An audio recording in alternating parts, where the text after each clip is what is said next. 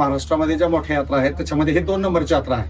त्याचं कारण असं आहे की एकाच ठिकाणी एकाच वेळेला प्रचंड प्रमाणामध्ये 10 ते 15 लाख भाविक एकाच ठिकाणी उपस्थित असतात.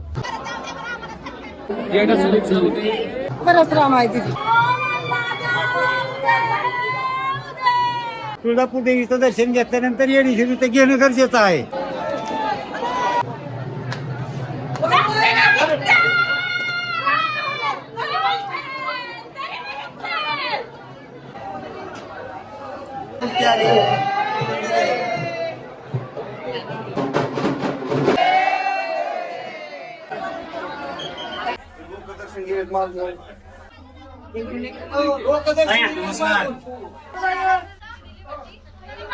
नमस्कार सर्वांना, मी अर्चना गावकर आणि आज मी आलेली आहे धाराशिव जिल्ह्यातील कळंब तालुक्यातील येरमाळा या गावात. येरमाळा गावातील प्रसिद्ध देवस्थान म्हणजे आई येडेश्वरी. महाराष्ट्रातील पंढरपूर यात्रेनंतर सर्वात मोठी यात्रा म्हणजे आई येडेश्वरी देवीची यात्रा. या यात्रेसाठी महाराष्ट्र आणि इतर राज्यातून भाविक मोठ्या संख्येने येतात. पोलीस आणि ट्रॅफिक पोलीस हे सर्व योग्यरित्या मॅनेज करतात. महाराष्ट्रामध्ये अनेक ठिकाणी आदिमाई शक्तीची मंदिरे आहेत. अनेक ठिकाणी माता भक्तांच्या कल्याणासाठी भक्तांना दर्शन देण्यासाठी माता त्या ठिकाणी आली. याचपैकी एक म्हणजे साक्षात पार्वती मातेचा अवतार म्हणजेच आई तुळजाभवानीची धाकटी बहीण आई येडेश्वरी माता. येडेश्वरी देवीची मूर्ती त्रैतयुगात स्थापन झाली असे मानले जाते. हे मंदिर बालाघाट पर्वतरांगेत अंदाजे 350 ते 400 फूट उंचीवर आहे.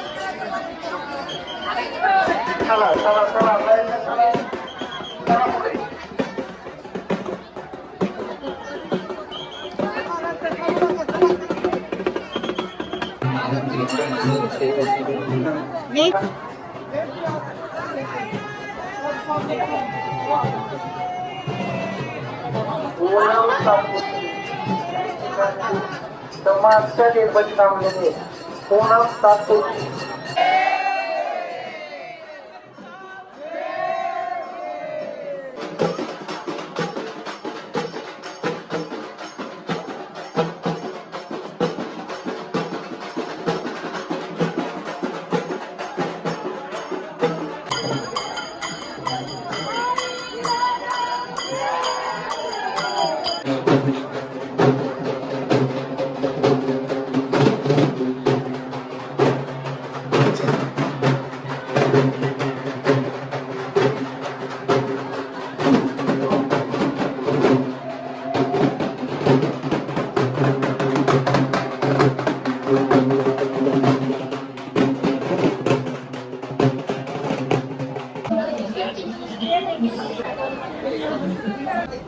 गेट समोर थांबलेल्या भक्तांना विनंती आहे, कृपया तुम्ही इथून दर्शन घेऊन वापस जायचंय. मध्ये कोणालाही सोडलं जाणार नाही.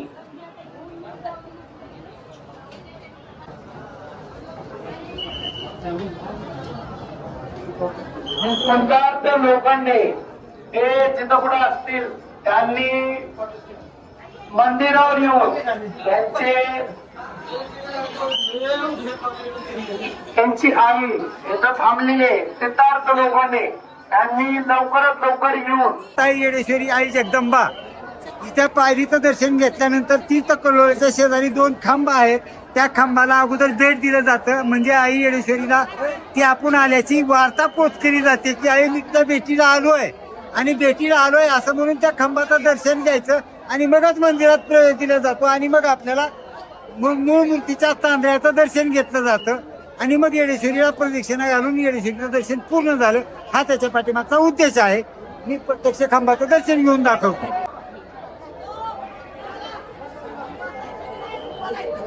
पूनम सातपुते हे जिथे कुठं असतील त्यांनी वर यायचं. त्यांचे नातेवाईक थांबलेले आहेत. अन्नछत्र अधिक दाखलं तुळजापूर म्हणलं जातं. अन्नछत्र अधिक दाखलं तुळजापूर आहे. तिथं तुळजापूर देवीचा एक तिकडं तांदळा आहे 1 किलोमीटर पलीकडं. येडेश्वरी तुळजापूर देवीचं दर्शन घेतल्यानंतर येडेश्वरी ते घेणं गरजेचं आहे. पण तुम्हा कोणाला तुळजापूरला जाणं होत नाही, मी तर तुळजापूरचं घ्यायचं आणि येडेश्वरीचं घ्यायचं.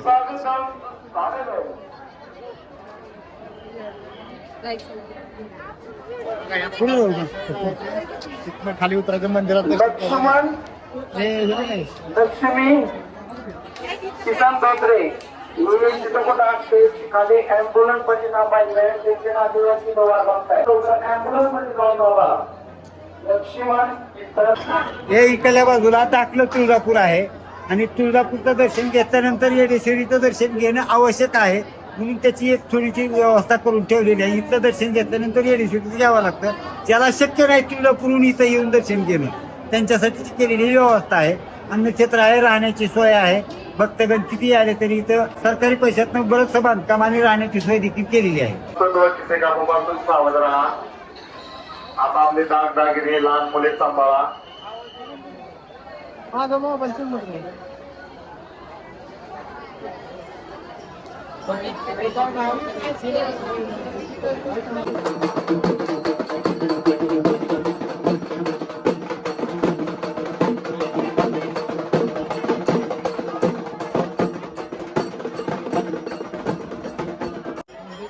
विचारल्यावर बोला चालू कर.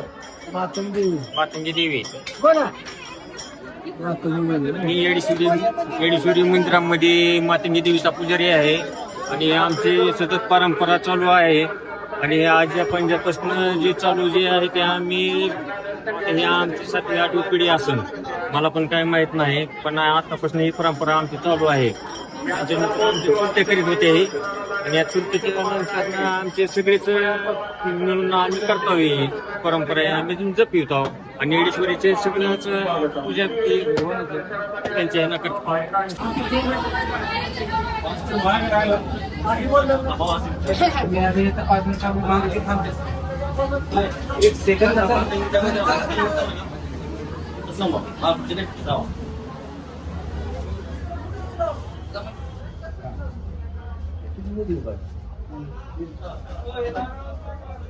किती मध्ये निघू शकते.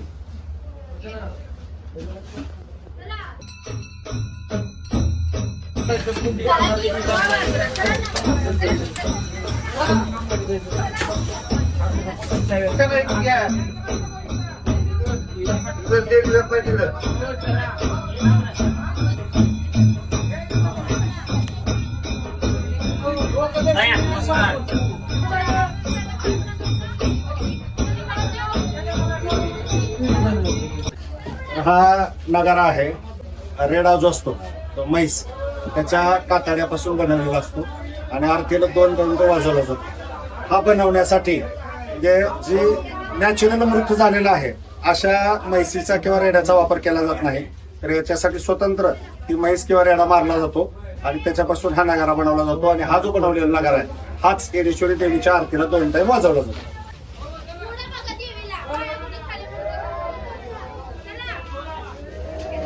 श्री येडेश्वरी देवस्थान हे येरमाळा या ठिकाणी स्थित असून हे बालाघाट डोंगर रंगामध्ये आहे. आणि याची आख्यायिका अशी सांगितली जाते की जेव्हा सीतेचं अपहरण झाले आणि सीतेच्या शोधामध्ये राम जे आहेत रामचंद्र प्रभू रामचंद्र हे बालाघाट डोंगर रंगामधून तिचा शोध घेत होते, तेव्हा शंकर आणि पार्वतीवरून पाहत होते की बाबा कशा प्रकारे प्रभू रामचंद्र जे ते पत्नी विरहाने व्याकुल झालेले आहेत. तर अशा वेळेला राम एक पत्नी एक वचने असून सुद्धा पत्नी विरहाने ते विसरतील आणि माता पार्वतीने जर सीतेचं रूप घेतलं तर ते त्यांना ओळखू येणार नाही आणि ते सीता समजतील असा समज माता पार्वतीचा झाला. आणि त्या पद्धतीने त्यांना शंकरांना बोलून दाखवलं. आणि मग शंकराचार्य जे आहेत शंकर महाराज असे म्हणाले की असं होणार नाही, राम चुकणार नाहीत, परंतु तरी देखील माता पार्वतीने हट्ट करून सीतेचं रूप घेऊन या डोंगरावर या ठिकाणी त्या प्रभू रामचंद्रासमोर प्रकट झाल्या. आणि ज्या वेळेला त्या प्रभू रामचंद्रासमोर आल्या त्यावेळेला रामचंद्राने त्यांच्या म्हणजे पायाचं दर्शन घेतलं आणि ते असे म्हणाले की वेडी आहेस आई तू, मी तुला ओळखलंय की तू माता पार्वती आहेस, तू सीता नाहीस. आणि तेव्हापासून मग ज्या वेळेला पार्वती माता परत जायला निघाल्या तेव्हा प्रभू रामचंद्रांनी त्यांना विनंती केली की आपण आता पृथ्वी तलावर आलेला आहात, तर जगाच्या कल्याणासाठी आपण आपलं अस्तित्व जे आहे ते या ठिकाणी ठेवावं. आणि म्हणून मग स्वयंभू मूर्ती तयार झाली आणि ती मूर्ती म्हणजेच येडेश्वरी, येडाई म्हणजेच येडेश्वरी. आणि ती तुळजापूरची धाकटी बहीण म्हणून तिचं नाव लौकिक आहे. आणि महाराष्ट्र आणि महाराष्ट्राबाहेरून अनेक राज्यातून भाविक जे आहेत ते दर्शनासाठी येतात. त्याच्या 4 मुख्य पौर्णिमा आहेत, त्यापैकी चैत्र पौर्णिमा जी आहे ती सर्वात मोठी असते. आणि या चैत्र पौर्णिमेला लाखो भाविक जे आहेत ते दर्शनासाठी येतात. आणि त्यावेळेला येथून 3 ते 4 किलोमीटर अंतरावर असणारं येरमाळा जे गाव आहे त्या येरमाळा गावामध्ये सोन्याचं एक शेत आहे आणि त्या क्षेत्रामध्ये बरोबर चैत्र पौर्णिमेच्या वेळेला काळ्या क्षेत्रामध्ये चुनावर येतो आणि तो चुना वेचून सर्व भाविक ते आलेले चुना वेचतात. तोच चुना पुजारी मंडळ जे आहे ते भाजतं आणि त्या भाजलेल्या चुन्याला अष्टमीला म्हणजे ज्यावेळेला पालखी इकडे येते त्याबरोबर पालखीबरोबर तो चुना आणला जातो आणि तो चुना विरी घालून अष्टमीला भाविकांच्या मदतीने या मंदिराला चुन्याचा रंग दिला जातो. अशा पद्धतीची आख्यायिका आणि त्या पद्धतीने आजपर्यंत चालू आहे. तीच ही येडेश्वरीची यात्रा चैत्र पौर्णिमा. येडेश्वरीची चैत्र पौर्णिमा यात्रा जी आहे ती महाराष्ट्रातल्या ज्या मोठ्या यात्रा आहेत त्यापैकी एक आहे आणि असं म्हटलं जातं, त्यामुळे विविध वर्तमानपत्रामधून वाचतो की महाराष्ट्रामध्ये ज्या मोठ्या यात्रा आहेत त्याच्यामध्ये ही 2 नंबरची यात्रा आहे. त्याचं कारण असं आहे की एकाच ठिकाणी एकाच वेळेला प्रचंड प्रमाणामध्ये 10 ते 15 लाख भाविक एकाच ठिकाणी उपस्थित असतात आणि ते चुना वेचण्यासाठी चुन्याच्या मैदानामध्ये आणि त्यामुळं आणि येणारे भाविक जे आहेत ते श्रद्धाळू आहेत आणि त्यामुळे या यात्रेला मोठी यात्रा असं किती म्हटलं दिवस ही यात्रा असते? एकूण 5 दिवस यात्रा असते. म्हणजे तसे तर 6 दिवस यात्रा असते. मुख्य पौर्णिमा जी आहे हनुमान जयंती त्या दिवशी यात्रा इथं मंदिरावर भरते आणि दुसऱ्या दिवशी पालखीचं प्रस्थान इथून येरमाळ्याकडे होतं पुण्याच्या राणामार्गे आणि तिथं मात्र आमराईमध्ये 5 दिवस पालखी स्थिर असते. 5व्या दिवशी गोगरीचा महाप्रसाद होतो आणि 5व्या दिवशी जी आहे ती पालखी परत या ठिकाणी येते. अशा पद्धतीने ही यात्रा भरली जाते. ही संन्यासाची गादी आहे. तर आई येडेश्वरीची सेवा करण्यासाठी गुरु पुजारी जे आहेत तर गुरु पुजारी आहेत सगळे. तर यापैकी संन्यासी पुजारी होते आणि ते जे आहेत ते इथं देवीची सेवा करायचे आणि ज्या वेळेला त्यांचं इथं आसन असायचं आणि ज्या वेळेला त्यांचा अंत्यविधी झाला तो आसन जो आहे तो संन्यासाची गादी म्हणून या ठिकाणी प्रसिद्ध आहे. या ठिकाणी या गादीवर फक्त पुरुषच मंडळीला बसण्यासाठी परवानगी आहे, स्त्रिया याच्यावर बसत नाही. नमस्कार, मी समाधान विठ्ठल बेदरे, ट्रस्टी श्री येडेश्वरी देवस्थान ट्रस्ट येरमाळा. तर आजची ही चैत्र पौर्णिमा जी आहे ती येडेश्वरी देवीची सर्वात मोठी यात्रा आहे आणि या यात्रेमध्ये लाखो भाविक जे आहेत ते येडेश्वरी देवीच्या दर्शनासाठी येतात. ज्या 4 मुख्य पौर्णिमा आहेत त्यापैकी चैत्र पौर्णिमा ही सर्वात मोठी पौर्णिमा आहे आणि या पौर्णिमेचं महत्त्व म्हणजे या पौर्णिमेला भरणारी यात्रा जी आहे ती तब्बल 6 किंवा 7 दिवसाची असते. याच्यामध्ये मुख्य पौर्णिमा जी आहे ती मंदिरावर यात्रा भरते आणि उरलेले 5 दिवस आमराईमध्ये आई येडेश्वरीची पालखी त्या ठिकाणी जाते आणि त्या ठिकाणी 5 दिवस यात्रा भरते. जाताना पालखी जी आहे ती चुन्याच्या रानातून जाते आणि त्याचबरोबर आमराईमध्ये ती 5 दिवस स्थिरावते आणि 5व्या दिवशी गुगरी महाप्रसाद होऊन पालखी जी आहे ती परत येते. मगाशी सांगितल्याप्रमाणे येताना चुना जो आहे तो भाविकांनी वेचलेला चुना भाजलेला घेऊन पालखीबरोबर आणला जातो आणि त्याच चुन्यानं आई येडेश्वरीचं मंदिर सारवलं जातं. त्याचबरोबर येडेश्वरीची आणखीन एक महत्त्वाची ज्यावेळेला अनेक भाविक दर्शनाला येतात ती म्हणजे नवरात्र महोत्सव. नवरात्र महोत्सवामध्ये देखील लाखो भाविक जे आहेत ते 9 दिवस देवीच्या दर्शनाला येतात आणि 9 दिवस मोठा उत्सव या ठिकाणी शारदोत्सव जो आहे तो साजरा केला जातो. अशाच पद्धतीनं नारळी पौर्णिमा देखील भरली जाते आणि त्याचबरोबर पणगी पौर्णिमा या 2 पौर्णिमा देखील मोठ्या पौर्णिमा आहेत. त्यावेळेला देखील आई येडेश्वरीची यात्रा भरते. महाराष्ट्र, आंध्र प्रदेश, कर्नाटक त्याचबरोबर उत्तर प्रदेशमधून देखील अनेक भाविक, गुजरातमधून देखील अनेक भाविक जे ते दर्शनासाठी येतात. आई येडेश्वरी देवी ही नवसाला पावणारी देवी, गोरगरिबाची देवी म्हणून महाराष्ट्रात प्रसिद्ध आहे आणि अशा या देवीच्या दर्शनासाठी महाराष्ट्र आणि महाराष्ट्राबाहेरून लाखो भाविक जे आहेत ते दर्शनाला येतात आणि आई येडेश्वरी त्यांच्या नवसाला पावते. ही आई येडेश्वरीची पालखी आहे. ही पालखी जी आहे ती प्रत्येक पौर्णिमेला छबिन्याला ही पालखी जी आहे तिची मिरवणूक मंदिर परिसरामध्ये होते. त्यालाच आई येडेश्वरीचा छबिना असं म्हणतात. आज जी आहे ते रात्री 9 वाजता आई येडेश्वरीचा छबिना संपन्न झालेला आहे आणि त्यासाठीच ही पालखी या ठिकाणी ठेवलेली आहे. यानंतर उद्या सकाळी 8:15 वाजता ही पालखी अगदी फुलांनी सजवून या ठिकाणाहून पालखीचं प्रस्थान होईल आणि ती आमराई मंदिरामध्ये जाईल आणि मगाशी सांगितल्याप्रमाणे त्या ठिकाणी 5 दिवस ती स्थिर राहून 5व्या दिवशी परत येईल. म्हणजेच यात्रेमध्ये पालखीला अनन्यसाधारण असं महत्त्व आहे. आणि माझ्यासोबत या ठिकाणी उपस्थित जे आहेत त्याच्यामध्ये अध्यक्ष, उपाध्यक्ष, कोषाध्यक्ष आणि सर्व देवस्थान ट्रस्टची टीम आणि काही भाविक देखील या ठिकाणी उपस्थित आहेत.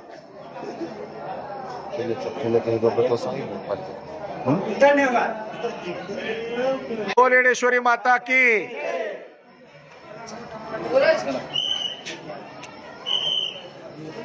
आम्ही 10 वर्ष झाले पालखीची सजावट, देवाऱ्या आतमध्ये गाभाऱ्याची सजावट आज 10 वर्ष झाले करत आहोत. ह्या वर्षी करत आहे. ह्या वर्षी आंब्याची सजावट करत आहे. आतमध्ये गाभाऱ्यामध्ये आंब्याची सजावट करणार आहे. तर फुलांची सजावट मी पुण्याहून येतो. माझं मूळ गाव बार्शी आहे. आम्ही सगळे मूळ येरमाळ्याचेच आहेत, अन्नदाते येरमाळ्याचे मूळ, आणि आमचं जन्मगाव बार्शी असलं तर मूळ गाव येरमाळा आहे.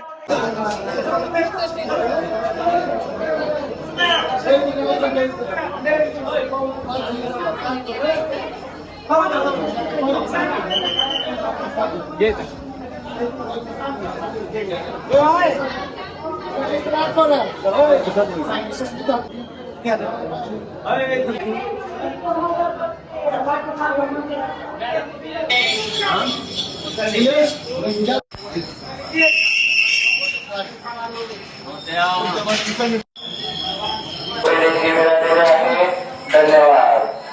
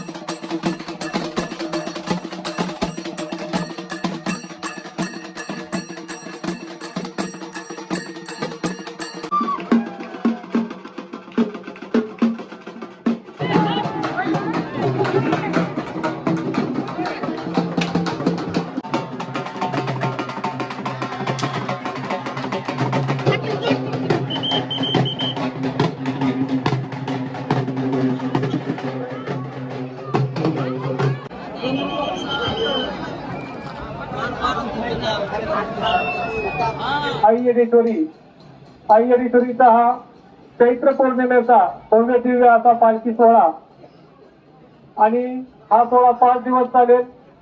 येरमाळा गावामध्ये आई येडेश्वरीच्या पालखीचं आगमन झालेलं आहे. येथून पालखी चुन्याच्या वावरामध्ये त्या ठिकाणी चुना वेचण्याचा कार्यक्रम झाल्यानंतर 5 दिवस पालखी आमराईमध्ये, त्यालाच आपण डेरा म्हणतो, डेरामध्ये 5 दिवस मुक्कामी राहील. तरी आपण या 5 दिवसामध्ये कधी मनोभावे भक्तिभावे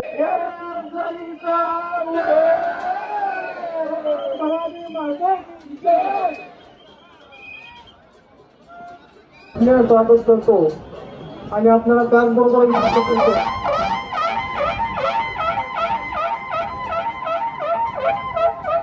की आपण बघत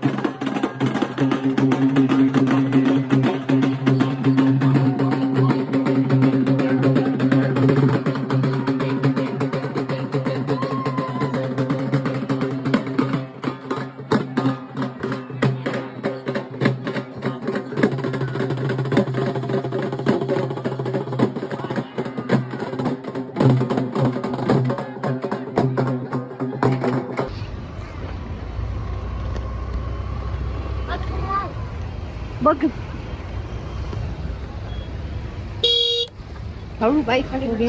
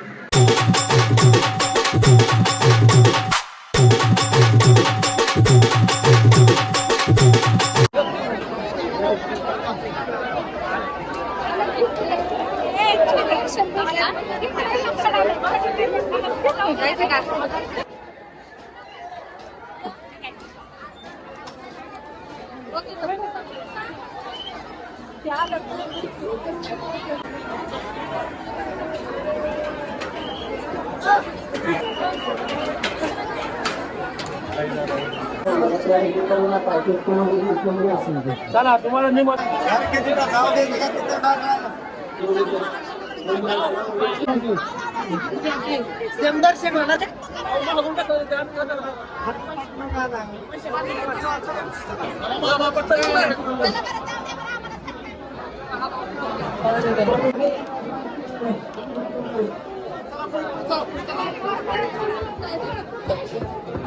चला